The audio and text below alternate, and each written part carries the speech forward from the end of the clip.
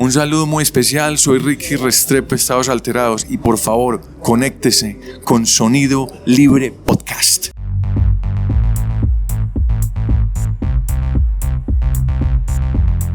Hola, Iván Zainea te saluda desde Bogotá, Colombia. Esta es una nueva edición de Sonido Libre Podcast, el puente entre sonidos independientes y emergentes y oídos receptores a las historias detrás de nueva música.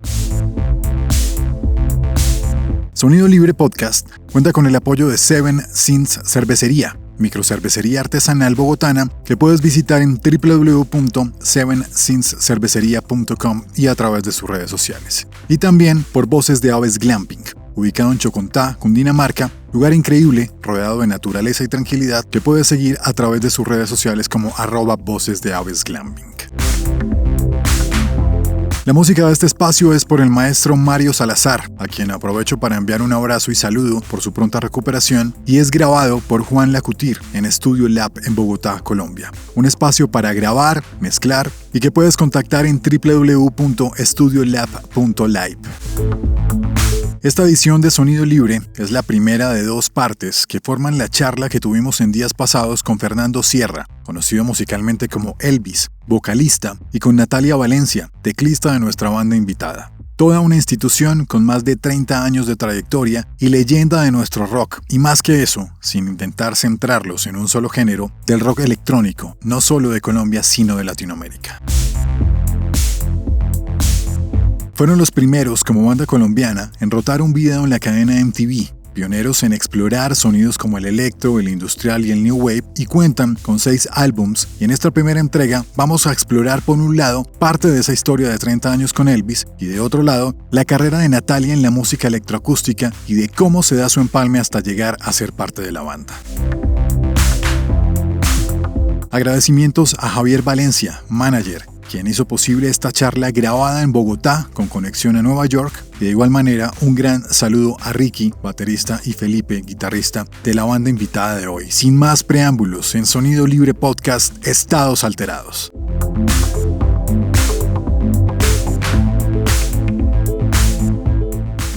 Elvis, Natalia, Fernando, Natalia. ¿Cómo va todo? Muy bien. Mucho proyecto, mucho movimiento. Mucho frío. Mucho frío, mucho tráfico. Casi no llegamos, pero lo logramos. Natalia, ¿tú cómo estás? Muy bien, muy contenta de estar aquí con ustedes y muy contenta de ver a Elvis también, que es amigo de varias aventuras. Sí. Ahora que me imagino. Estamos a distancia, no sé si la gente que nos está viendo sabe que Nati está en otro país, además. Sí, ¿dónde estás? Estoy en Nueva York, pero sí, siempre estamos muy cerquita con todas las aventuras, entonces... Total. Eso todo pasa por algo, ¿no? Veía yo una entrevista que le hacían a Ricky hace unos años y decía, no hay azares en la psiquiatría. Me quedó ahí como sonando y... Ni en la vida, yo creo. Bueno. Todo pasa por algo. Como dice el chiste, por idiota la mayoría de las veces, pero pasa. Sí. Bueno, obviamente, ustedes han narrado muchas veces todo lo de los discos y todo, entonces vamos a tratar de algo como un poco distinto. Qué bueno. Ese es el reto. Sin embargo, pues habrá gente que pueda pasar desapercibida y no conozca la banda. Nos puede pasar, ¿no? Y la idea es que como banda independiente en este momento, que está desde hace algunos años, que vamos a hablar como de ese reto, pues poder tener y llegar a más gente, ¿no? Pero, no sé, recordando así súper conciso. Hago yo un resumencito muy rápido. Dale. Estados Alterados es una banda bien veterana. Nosotros empezamos a finales de los 80. En nuestro concierto debut estábamos Gabriel Lopera, que le dicen Tato, en los teclados, Ricardo Restrepo, Ricky en la batería y yo en la voz. Y esa fue la conformación inicial durante unos años. Luego ingresó más gente porque queríamos tocar todo en vivo. Nosotros usábamos mucha programación y esto se volvió una banda bastante grande, bastante difícil de manejar además. Luego, a fines de los 90, nos dispersamos Tato se vino a vivir a Bogotá, yo me quedé en Medellín, Ricky se fue a hacer una especialización en Boston, en medicina, él es médico. Psiquiatra. Se fue a estudiar psiquiatría, Ah, en ok, ese momento eso era fue. médico. Ah, ok. Y eso nos interrumpió por un buen tiempo porque en ese momento no era tan fácil trabajar a distancia, en ese momento el internet estaba muy empezando, la conexión telefónica y demás. Nos volvimos a encontrar como en 2005 por una invitación a Rock al Parque. Y ahí decidimos que teníamos que retomar, como que ese concierto de Rock al Parque estuvo bastante bueno y dije, listo, hay que retomar el cuento. Nos tomamos un buen tiempo reestructurando otra vez todo y vino a salir el siguiente disco en 2010. Y muy poco después Tato se retiró. Y estuvimos un tiempo, Ricky y yo, como reestructurando todo, como tratando de organizar la cosa, de que no se nos cayera el proyecto, porque pues cualquier proyecto que tenga, no sé, que de la noche a la mañana pierda una tercera parte de su personal calificado, está en serios problemas.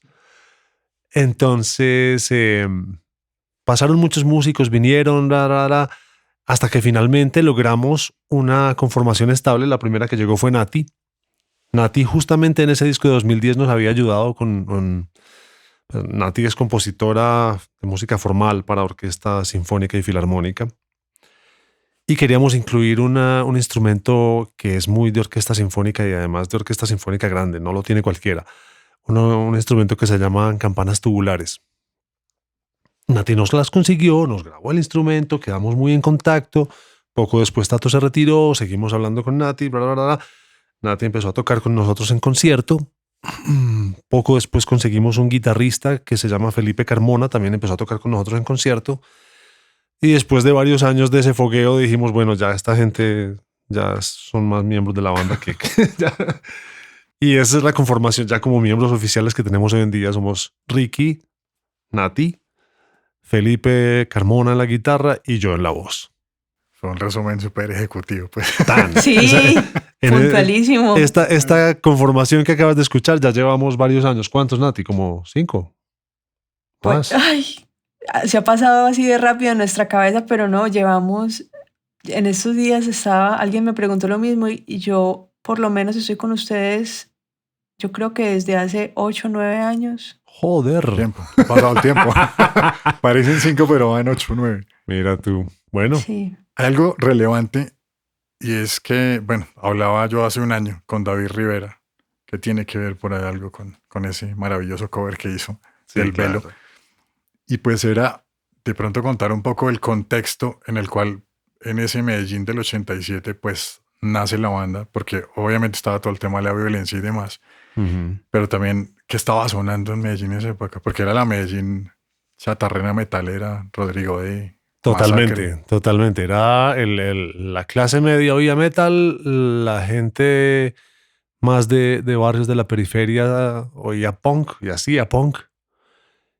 Y habíamos 20 frikis que oíamos New Wave y que oíamos lo que en ese momento llamaban techno. Hoy en día el techno es una música mucho más de discoteca, mucho más punk. En ese momento el techno era como el synth pop, Sí. digamos, ¿no? Y lo que ahora, todo ese conglomerado que ahora están llamando post-punk, ¿no? Habíamos, sí, unos 20 frikis que oíamos eso, que nos reuníamos en un bar que se llamaba New York. De ahí empezamos como a jugar a la banda. Eso es más o menos lo que estás diciendo, 87. Y era muy tremendo porque vivíamos en la ciudad más peligrosa del mundo, en el momento más peligroso. Estallaban bombas en cualquier lugar, pues, o sea, como que en cualquier momento, en cualquier lugar puede estallar una bomba, porque esa es la idea del terrorismo justamente, ¿no? Debe parecer completamente aleatorio y debe tener a todo el mundo asustado. Había sicariato muy fuerte, había narcotráfico muy fuerte, todas esas cosas permeaban todos los estamentos de la sociedad, como que uno de pronto se enteraba que algún amigo por ahí andaba en malos pasos o cosas así. Y en medio de todo eso, uno tenía que seguir la vida. Nosotros seguíamos saliendo a rumbear sabiendo que, no sé, que la semana pasada acaban de hacer una masacre en tal discoteca, en Oporto, por ejemplo, que era una discoteca donde algunos amigos nuestros iban. Y uno seguía la vida en medio de eso. Era muy impresionante eso. Yo me acuerdo que David me decía, pues era otra pinta, ¿no? El metalero tal, Claro. el bicho Claro, raro moderno de la sociedad y en ese año sentían una persecución. ¿Ustedes alcanzaron a vivir eso como banda, como Estados Alterados? Curiosamente, por parte de los metaleros. O sea, era en término metalero eran casposos. A ver, sí, exacto, nosotros éramos los casposos. Y todavía hay gente que nos acusa de ser, de tener parte activa en el proceso de decadencia del rock. Ah, ok. El buen rock, que ya no se escucha por estos muchachos de ahora que oyen esa música horrible. Nosotros como usamos máquinas electrónicas y usamos programación y experimentamos y cosas de esas. Todavía hay puristas que siguen pensando que somos esos casposos. Ok. Nata, algo, bueno, va a ser como un híbrido pasado, presente, como para poder enlazar, ¿no? Porque obviamente, pues tú eres fundador, Elvis, y Nata pues lleva 8 o 9 años. Nata, tú estudiaste música y tienes una carrera enorme. Yo quedé realmente, no sé, sorprendido, atónito, pues con toda la trayectoria que tienes. Es algo que me quito el sombrero y quedé con mucha curiosidad de buscar mucha música. Te mueves en el medio de la electroacústica y la música acusmática. Yo he escuchado rock and roll, folclore de todo, pero la acusmática sí. Y no sé si los que nos están escuchando lo sepan. Nos contextualizas un poco cómo llegaste allá y pues como ese nicho, no sé. A ver, a mí me pasó una cosa muy linda que siempre la recuerdo con mucho cariño y es que yo llegué por el otro camino. Y le digo así, el otro camino, porque normalmente dentro de la formación como compositora de música contemporánea, dentro de la historia está la música electroacústica, ¿cierto? O sea, la música que se hizo en los años 60, 50, 60, 70, que se hizo a partir de los experimentos, mejor dicho, que se hicieron en los estudios de grabación. Los compositores pudieron hacer experimentos con las cintas de grabación, que era como se grababa antiguamente, ¿cierto? Sí. Y con la creación de instrumentos como los teclados, ¿cierto? Ahí se pudieron hacer muchos experimentos que le dieron como otro punto de escucha a los compositores. Todos esos experimentos yo creo que trataron de alguna manera de replicarse dentro del mundo de la orquesta o de los instrumentos acústicos, ¿cierto? O sea,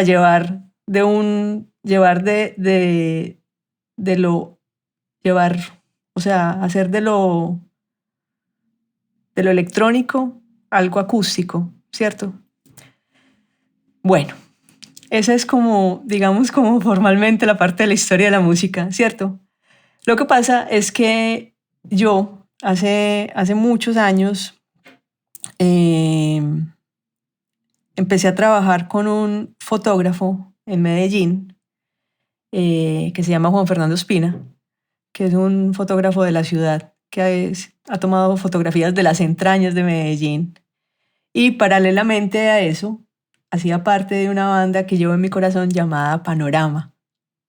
Y en Panorama tuve el acercamiento como a las entrañas también de los sintetizadores, de empezar a hacer música con el computador, a entrar en el mundo de cómo se programa, ¿cierto? Entonces por eso te digo que llegué por el otro camino, porque a partir del conocimiento y la experiencia que tuve en esta banda, llegué a la música electroacústica, llegué al siglo XX completamente apasionada por lo que sucede ahí. Ahora, respondiendo a tu pregunta, a otra parte de la pregunta, ¿qué es la música acusmática? La música acusmática es música que se hace generalmente cuando tú escuchas un concierto de música acusmática, tú escuchas generalmente obras que están hechas para parlantes. O sea, lo que tú vas a escuchar, la fuente sonora es un parlante que se puede mostrar a través del parlante.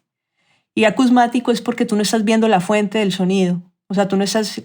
puede sonar el pito de un carro o puede sonar un instrumento, pero tú no estás viendo ni el carro y el pito del carro, ni tú estás viendo el instrumento. Tú estás escuchando esos sonidos. Y por eso se le llama acusmática, porque realmente no es la fuente del sonido, solamente la estás escuchando. Ok. Entonces, nada, en el mundo del sonido y del audio tú puedes hacer cosas muy bellas, por ejemplo, como el sonido envolvente, y es como es como escuchar el sonido en 3D, y eso lo puedes lograr con parlantes, ¿cierto? Cuando a mí me explicaron eso, creo que fue Nati incluso, eso viene como hasta de la antigua Grecia. Era Pitágoras el que daba las clases detrás de una cortina. No era Pitágoras, era... ¿Platón? No sé. Ay, Dios.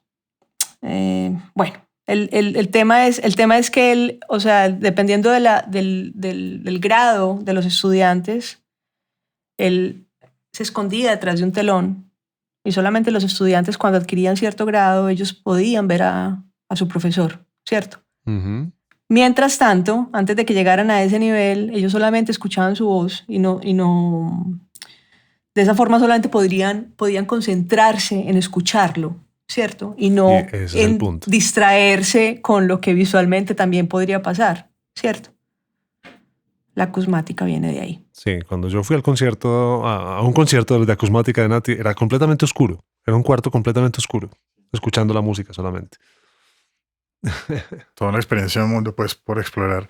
Lo que pasa es que estoy tratando como de unir los dos puntos, ¿sí? Como para que ¿Cuáles dos puntos? O sea, tu carrera, ¿sí? Y cómo te formaste y el cómo llegas a la banda. Y por el otro lado, como la carrera, pues, de Elvis, ¿sí? Como para poder llegar ahorita a hablar de la discografía rápidamente. Como la música formal y la música pop, donde... Bueno, algo así. Vamos a saltar a otra parte.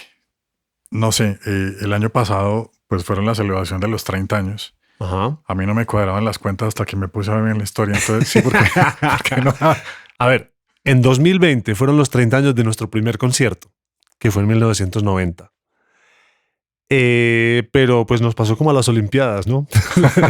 El 2020 todo él se corrió para 2021 por la pandemia. Entonces son los 30 años del primer concierto. Ok. Esos 30 años, creo que fue 24 de febrero del 90 en Sí. Casa Verde. Tal cual. Me imagino que tendrás un recuerdo y también tendrás un recuerdo, el año pasado fue en octubre, con el Filarmónico. Sí. Sí, Es un círculo. Eso es un círculo grande, claro. Bien grande. Pero esos dos puntos, de una manera muy concreta que tú los puedas unir, ¿qué se te venía a la cabeza? Porque fue un primer concierto que esperaban, lo que ustedes han dicho siempre, 300 personas, llegaron 4.500. Yo no sé cuánta gente llegó mucha más de la que esperábamos. Pero algo que me llama a mí la atención es que yo recuerdo esa tarde nosotros cuadrando sonido y la gente del bar recibiendo llamadas de gente que quería saber si podía ir con niños, si podían llevar hijos o hermanitos o no sé. Familiar la cosa. Y nosotros dijimos que sí, pues porque digamos que había una zona verde frente a la tarima y ahí pues, como los que quisieran brincar y la rumba y lo demás. Y más alejado estaba el bar, que era una casa campo, una casa finca, con mesas donde se podían sentar. Pues fueron nuestros papás, fueron otros amigos también, como con señores que querían ir. Y hubo un eco de eso en este concierto filarmónico. Hubo también mucha presencia de niños, de gente mayor que ya son nuestros fans. pero muy multigeneracional. Eso me juntó las dos experiencias y me pareció súper bonito. Qué bello eso. Nata, bueno, realmente no sé cuándo fue tu primer concierto oficial con la banda, pero de pronto ese bello recuerdo justamente al del teatro de los 30 años. Pues, a ver, mi primer concierto fue cuando se estrenó el quinto disco, Intruso Armónico. Ese fue mi primer concierto. Y ya después a los 30, o sea, la celebración de los 30 años, yo no sé, ha sido muy emocionante porque además nosotros en todo este tiempo pues hemos tejido una suerte de hermandad, de familia muy, muy sólida, con todo lo que conlleva la convivencia, Lo ¿cierto? bueno y lo malo. Pero es de mucho crecimiento y de mucho, no sé, reforzar nuestros lazos. Entonces estar ahí celebrando los 30 años, que tuvieron que ser postergados por todo el tema de la pandemia y tal, pero estar ahí y estar con la orquesta, un grupo de pelados preciosos, o sea, fue un evento muy especial, fue muy, muy especial. Ese momento fue top. Sí. Fue Aparte que top, sí. era una orquesta juvenil, ¿no? Una orquesta Exacto. juvenil en la que había varios de los músicos que eran fans de la banda, que, pues como te digo, el grueso de la gente que nos sigue es gente mayor, ¿sí? Pero ver estos pelados de nuevas generaciones ahí, vuelvo y digo, eso cierra el ciclo. Eso es muy bonito. No sé si esto, y no sé cómo me lo contesten, ¿no? Pero pues viendo la historia, analizando todo el contexto, adentrándose en muchas entrevistas, textos que uno ve, se podría decir que Estados Alterados es una banda infravalorada. Yo no creo. ¿Vos lo No, yo sentís así, tampoco Nati? creo. ¿No lo creen? No. Yo creo que no somos una banda famosa en el sentido tradicional del término. Ajá. Hay una frase que yo ya había dicho antes y que se ha vuelto a poner de moda últimamente y es que una cosa es querer hacer música y otra cosa es querer ser famoso. Nosotros siempre hemos querido hacer música y nos ha interesado como gozarnos la música, explorar la música, profundizar en ella. Y en ese sentido tenemos seguidores muy fieles. Yo diría que más que famosos, somos de culto. Una banda de culto es lo que yo siento. No sé cómo es tu experiencia con eso, Sí. Nati, ¿cómo lo sentís? Pues yo no sé, Iván, qué quiere decir con infravalorado. ¿Por quién? Porque obviamente el mundo es muy amplio, ¿cierto? Pero no sé, nosotros nos hemos sentido siempre rodeados de un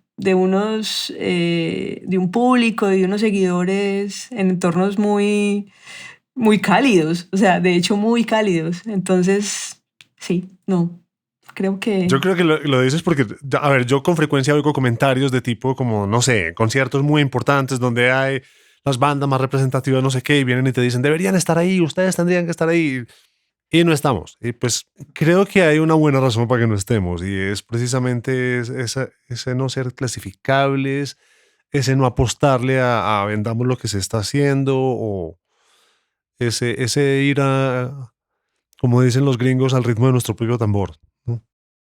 Pero lo resumiste en algo que es una banda de culto y es total. Y pues sí, la gente que nos sigue es muy fiel. En eso sí, toda la gratitud del mundo, definitivamente. Bueno, yo voy a hacer un ejercicio. Virgen del Carmen. Pero bueno, yo tengo acá la que salió a los 25 años, porque es que la música pues hay que tenerla en físico, digo yo. Qué bueno. Entonces Elvis, pues obviamente no están las portadas originales, ¿no? Quiero que lo cojas. Yo acá noté unas cositas de cada álbum, pero entonces quiero que hagamos un ejercicio. Que no contemos pues lo que de pronto ya se ha hablado, que lo de MTV, que la vaina, que ya todo el mundo lo sabe, sino de pronto algo, sí, no sé, algo por allá, algo que no sepamos. Este es el primero, 1991, Estados Alterados. Esto sale con Sonolux, Ajá. lo produjo Víctor García Sí. y estaba guitarrista Federico López, que cuando estaba armando yo todas estas notas, me llevé una sorpresa porque pues Federico no sabía que era el de Lorito Records y él le ha producido a mucha gente Sí. y yo pues tengo una alma metalera por allá también. Claro. Entonces no sabía que le ha producido un disco Masacre que se llama Masacro, que tiene un sonido sumamente alternativo dentro del metal. Ujú. Estuvo ahí. Te dejo pues no sé, algo referente a Estados Alterados, el primer álbum. Bueno, entre la conformación de la banda y la grabación de este disco, se murió el que fue nuestro primer baterista, Carlos Uribe, que le decían Mana, y empezó a tocar oficialmente con nosotros Ricky, que Ricky había venido vinculado desde siempre, pero digamos que se volvió el baterista inicial, oficial en ese momento. Y justamente con lo que estás aludiendo hay dos cosas bien interesantes. Como te decía, éramos 20 frikis que oíamos, vuelvo y digo, lo que ahora llaman post-punk. Ujú. Pero el resto de Medellín, los de nuestro como entorno más cercano, eran metaleros. Federico venía de una banda de metal, no me acuerdo cómo se llamaba, pero él había estado en bandas de metal. Después tocó con Kraken mucho tiempo también. Sí. Nuestro baterista que se murió, Mana, él venía de otra banda también de un metal. Yo nunca supe si death metal, thrash metal, speed metal, un metal de estos. Y también fue pues como... Se caspió el hombre. También fue como de amenaza cuando se salió de la banda Ah, y sí. se pasó a la nuestra. Entonces como que estábamos en ese entorno. Luego cuando quisimos tener un guitarrista de tiempo completo, porque Fede tocó guitarra un poquitico en un par de canciones, pero luego Lo adhirieron. sí, involucramos más el sonido de la guitarra, ¿no? Y fue complicadísimo conseguir un guitarrista que tuviera el feeling que queríamos, ¿no? Todos estaban obsesionados con el punteo y con todas estas cosas que son de la música metal, ¿no? Pero entonces ese primer disco es un poquito homenaje a Mana. Mucho de lo que hay ahí es homenaje a Mana. Hay una canción que Un se llama tema Mana. instrumental. Sí, el rostro que se ve La en la carátula. la carátula, sí. El rostro que se ve en la carátula es él. Al fondo, adentro hay una foto de Ricky, Tato y yo con una frase agradeciendo a Mana. Entonces, de alguna manera es como abriéndonos ese espacio por entre tanto metal, ¿no? Es curioso que nuestra música como que tenga acogida entre tantos géneros. En ese momento no era tan así, pero hoy en día pues tenemos, por ejemplo, el cover de Tenebrarum, tenemos bandas de punk y de industrial que han hecho versiones nuestras. Hay hasta versiones cumbia, he visto yo. Esa de cumbia, no sé cuál es. La busqué, no la Una encontré. banda que se llama Los Claudios de Colombia. Por ahí hay en YouTube, es una grabación de un ensayo, no existe una grabación. Ah, ok. Hay una versión muy grunge de otra canción de nosotros que se llama Infecto, La que hizo La Catedral. Amos Eh, Piñeros. Amos Piñeros, exacto. Luego Amos la cantó con nosotros en Rock al Parque en 2019. En fin, en ese momento estábamos como abriéndonos espacio por entre tanto metal que había por todas partes. Y punk. Aunque nosotros nos sentimos más herederos del punk que del metal, pero tampoco teníamos una relación cercana con el punk que se tocaba en Medellín en ese momento. Digamos que uno sabía algunas bandas, conocía a la gente de Ira por ahí, pero no había tampoco esa cercanía pues que puede haber ya en este momento o que ha habido con el resto de los años. Los que 25 años de Rock al Parque, yo creo que pesan ahí en todo eso, ¿no? Sí, totalmente. Bueno, este cuarto acto, que es el segundo álbum, 1993. Aquí hubo cambio de sello. Aquí hubo Discos cambio de Fuentes. sello a Sonolux. Este ya fue Discos Perdón, no, Fuentes. esto es Discos Fuentes, sí, tienes razón. Esto es Discos Fuentes. Discos Fuentes le quería apostar al rock, pero Discos Fuentes era la disquera más tradicional de música tropical de Colombia. Sí. Entonces les daba trabajo y digamos que ellos querían que nosotros ya empezáramos a hacer un híbrido, lo que después se llamó Tropipop y presionaron bastante. Pero eso ya fue como en el rojo, ¿no? En el rojo sobre rojo se nota. Aquí, digamos, aquí por ejemplo, Fruco toca unas congas en una canción. Te iba a preguntar eso. Pues Fruco es una leyenda, pero ¿cómo?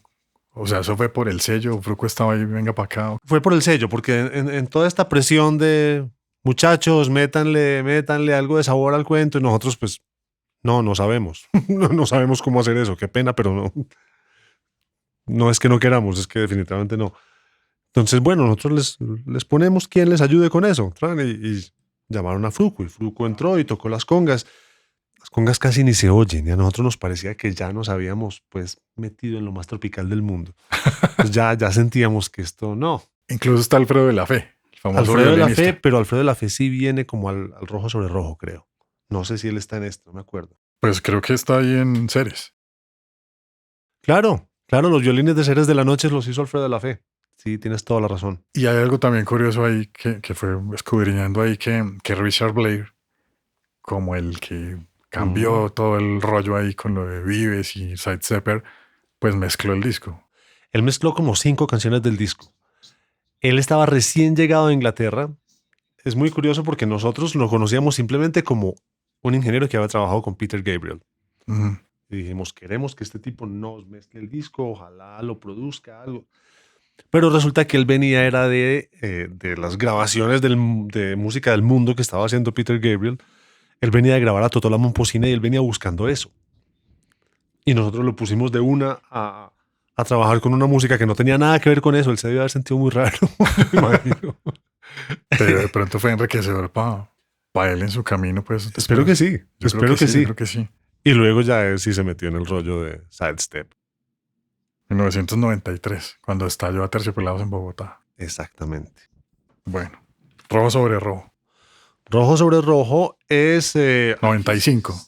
1995. Aquí sí se siente la mano de la disquera. Aquí sí... Yo cuento la anécdota de que canciones como La Fiebre de Marzo, por ejemplo, era una canción que quería tener mucho más de funk. En ese momento se estrenó una película que a mí personalmente me impactó mucho, que fue The Commitments. Una historia de unos irlandeses que quieren montar una banda de Rhythm and Soul. Y que era rarísimo en Irlanda querer tocar Rhythm and Soul. Y era puro sonido de banda, no sé, afroamericana con toda. Y el demo de Fiebre de Marzo era para que sonara así. O sea, cuando pensamos en que tuviera trompetas y que tuviera todo eso, era para que sonara así. Y terminó convertido en una canción salsa. Comercial. Sí, digamos, no sé. Oye, ahí está Paraíso, y yo estaba que le echaba cabeza el fin de semana. Paraíso fue como banda sonora o cabezote de un programa de televisión, ¿sí o no? Sí. Sí, estoy seguro, pero yo me puse a buscar para la brújula mágica o la jungla de asfalto. Estoy seguro que uno era eso. Sucede que como la disquera es la dueña de esas grabaciones, Ah. o sea, uno es dueño de las composiciones, pero la disquera es la dueña de las grabaciones y la disquera las puede negociar sin avisarte. Entonces, por muchos años el Gol Caracol se cantaba con el estribillo de Muévete y nosotros nos enterábamos porque lo veíamos en televisión, pero ni idea. Y aparecía por ahí la música en series, pero ni idea. No sé, esto que me estás contando no sabía, honestamente. Pues también tengo ya mis años, yo me acuerdo. Pero no me acuerdo qué programa era. Fue el más comercial, pero bueno, en este momento, si lo miras retrospectivamente, dices, quizá fue bueno, fue malo explorar nuevas. Al igual abrió puertas, me imagino, ¿no? Sí, no, fue bueno, fue bueno. Lo que pasa es que sí es como, bueno, por una parte fue impuesto y por otra parte es bastante ajeno a nosotros. Pero fue bastante bueno. De hecho, en este momento estamos pensando en retomar algo por el estilo. ¿Ah, sí? Ahorita les hablamos de eso. Y en ese momento, pues a ver, nosotros no profundizamos mucho en ese asunto, pero yo me atrevería a decir aquí, modestia apártate, que fuimos un poco pioneros en eso. Después de eso fue que vino todo el boom de Carlos Vives y el tropipop y todas esas cosas, ¿no? Vino toda esta época que siguió. Aparte era un reto porque según leía también era como toques de 7, 8 músicos. Pues me imagino que eso fue un... Lo que decía hace un momento, quisimos tocar todo en vivo, quisimos no usar programación. Sí. Y sí, eran 7, 8 músicos. Esto era... No, pues, si ves el video de La Fiebre de Marzo, que hay vientos, hay 2 teclistas, hay una corista, hay un percusionista latino, mejor dicho, los 8 de Colombia. Yo no sé si te acuerdas o no, porque también hay en esos datos que uno busca algo más que compasión. Sí. ¿Tuvo que ver algo Fruco ahí en composición? Es compuesta con él. Es decir, esta dinámica que te digo de no sabemos hacer ese tipo de música, bueno, pues les vamos a ayudar. Un día, muchachos, Fruco tiene esta idea, trabajen sobre eso. Y entonces, pues él llegó con una canción muy pop, muy guau, y nosotros pues hicimos lo nuestro, ¿no? Compusimos una canción de un tipo que está maldiciendo a los dioses y no sé qué. Pero mira que fue chévere para la historia, ¿no? Chévere. Porque... Sí, tiene ese contraste. El ritmo es un pop así todo playerito y la letra está oscura. El extremo. Y bueno, en el 2001 apareció Lo Esencial. Sí, nosotros terminamos como un poco en malos términos con Fuentes, les pedimos que nos liberaran y ellos un poco Lo Esencial fue una condición para salir de Fuentes. Y chao. Y chao. Bueno, ahí vino ya después lo de... Ahí vino el break, del que hablé hace un momento. Viene lo de Rogal Parque. Viene lo de Rock al Parque en 2005. Bueno, en ese break Ricky se fue a Estados Unidos, tocó con una banda de música brasilera. Tato estuvo en Bogotá y montó una banda que se llamó Super Velcro. Yo me quedé en Medellín y no hice música en esos años. En 2005 vine a vivir a Bogotá y ahí fue que retomamos como el proyecto. Y yo también canté con una banda amiga que se llama Sexy Lucy. Ujú. Luego Sexy Lucy participó con nosotros en el relanzamiento de Muévete, que fue un poco como el "Hey, volvimos". ¿Sí? Sí. En esos años que nosotros estuvimos callados, la música seguía sonando. En esos años, por ejemplo, YouTube cogió fuerza y alguien, no sabemos quién, subió nuestros videos a YouTube. Y alguien, no sabemos quién, subió una definición de estados alterados a Wikipedia. Y bueno, como que hubo gente que mantuvo vivo el cuento. Qué bello eso. Sí, 2010. 2010. Romance científico. Ujú. Acá una pregunta antes de que entremos en el disco. Porque es que ustedes hicieron, yo creo que pues han hecho como doble camino, de alguna otra manera, si uno lee la historia, ¿no? Al principio una banda, pues con un sonido distinto en medio de todo el sonido metalero. Creo que de alguna otra manera pues esos acercamientos que tuvieron con las disqueras ayudaron un poco a tener un buen sonido, si se puede decir, porque Ujú. por lo menos uno mira la historia paralela de Kraken en el 87, es el Krakenono, me parece. Y él quien nunca estuvo de acuerdo porque pues un ingeniero que estaba acostumbrado a grabar a una orquesta como Bruco, pues ir a mezclar una vaina de heavy metal en ese caso. Claro. Era una locura. Entonces hicieron como una escuela. Estaba la disquera, pelearon, y luego dicen, bueno, arrancamos como independiente. ¿Qué ha sido más difícil? La plata. Sí, a ver, uno despotrica mucho de las disqueras, pero finalmente las disqueras te hacían promoción, te grababan el disco, te pactaban con las emisoras, en fin, una cantidad de cosas. Ahora todo eso se supone que el músico lo haga solo, además de producir música bueno, y de tener pues producción artística, ¿no?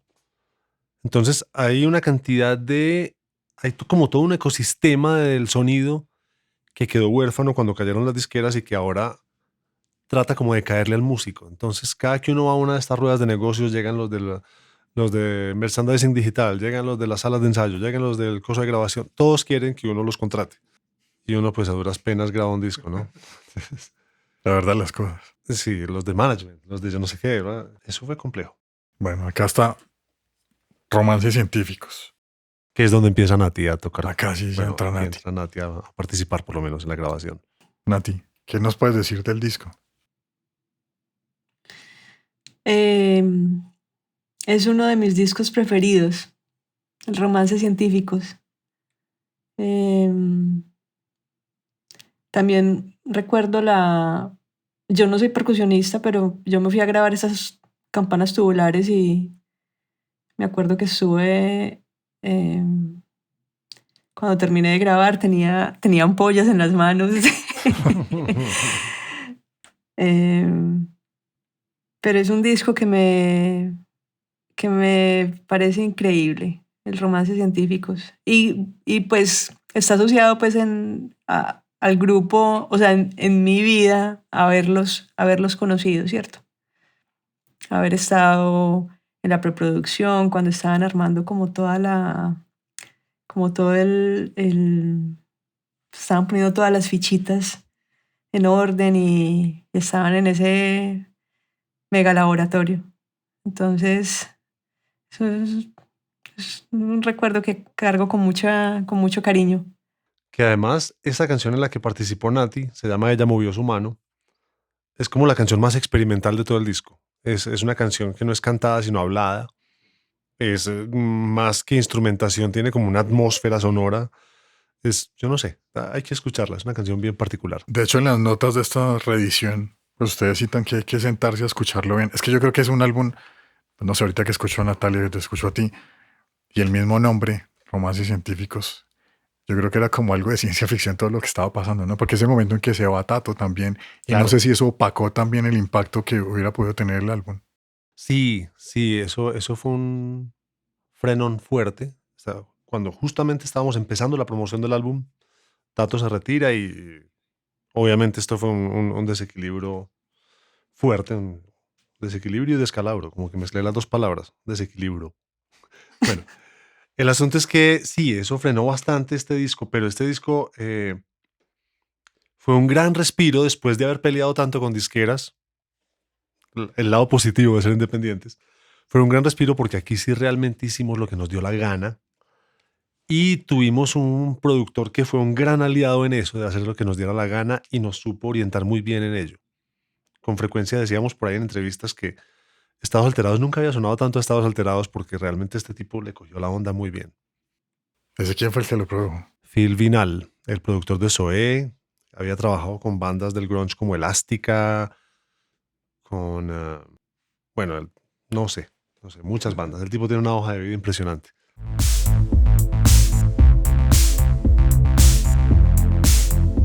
Hasta acá llega la primera parte de esta amena charla grabada con Elvis y Natalia entre Bogotá y New York. Todo un honor tener en nuestro espacio Estados Alterados. Si te gustó esta edición, por favor compártela en redes con familia y amigos para ayudarnos a crecer aún más los seguidores de Sonido Libre. Recuerda que dejamos una playlist en Spotify con la música de Estados Alterados y la puedes encontrar en mi perfil Iván Zainea. Por último, no olvides visitarnos en @Sonido Libre Podcast en las redes sociales, en donde podrás encontrar nuevos lanzamientos musicales de artistas colombianos y latinoamericanos. Soy Iván Zainea y a ti gracias por llegar hasta este punto de Sonido Libre Podcast 74. En la próxima edición, la segunda parte de la charla con Estados Alterados. Saludos.